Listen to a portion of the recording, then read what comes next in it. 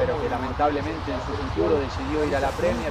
11 June পর্দা উঠতে যাচ্ছে দ্য গ্রেটেস্ট শো অন আর্থের, যেখানে শিরোপা ধরে রাখার মিশন ডিফেন্ডিং চ্যাম্পিয়ন আর্জেন্টিনার। 2022 কাতার বিশ্বকাপের আগে দল ঘোষণায় চমক রেখেছিলেন আর্জেন্টাইন কোচ লিওনেল স্ক্যালোনি। দেশটির ঘরোয়া লিগে খেলা অনেক অপরিচিত নাম ছিল তার স্কোয়াডে, যারাই বিশ্বকাপের মঞ্চে করেছিল বাজিমাত। আর্জেন্টিনার তৃতীয় বিশ্বকাপ শিরোপা জয়ে রেখেছিল গুরুত্বপূর্ণ অবদান।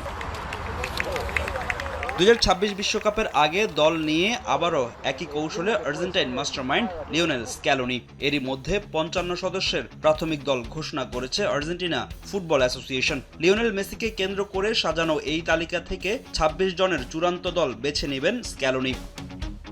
এবারও 55 জনের তালিকায় ঘরোয়া লিগের আধিপত্য সবচেয়ে বেশি। সর্বোচ্চ 6 ফুটবলার ডাক পেয়েছেন রিভার প্লেট থেকে, 4 ফুটবলার ডাক পেয়েছেন স্ক্যালোনির প্রাথমিক একাদশে। ঘরোয়া লিগে পারফর্ম করা আরও কিছু নতুন মুখকে ডাক দিয়েছেন আর্জেন্টাইন কোচ।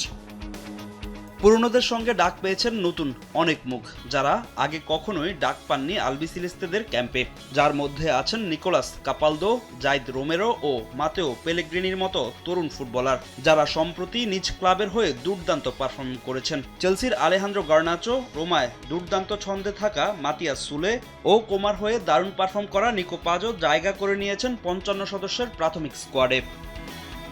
সবাইকে অবাক করে দিয়ে প্রাথমিক একাদশে জিয়ানলুকা প্রেস্তিয়ানিকে রেখেছেন স্ক্যালোনি। চ্যাম্পিয়ন্স লিগে ভিনিসিয়াসকে আপত্তিকর মন্তব্য করায় তার উপর নিষেধাজ্ঞা বাড়িয়েছে ফিফা।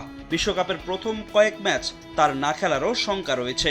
এছাড়া প্রত্যাশিত সকল সদস্যই আছেন স্ক্যালোনির প্রাথমিক একাদশে, তবে বাদ পড়েছেন আর্জেন্টিনার অন্যতম তারকা পাওলো দিবালা।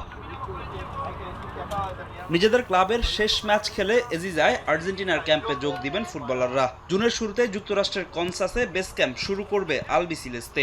6 জুন টেক্সাসে হন্ডুরাস ও 9 জুন আলবামায় আইসল্যান্ডের মুখোমুখি হবে বিশ্ব চ্যাম্পিয়নরা।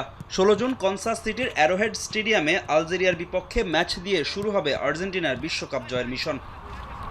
ফাহিম ইসলাম, সময় সংবাদ।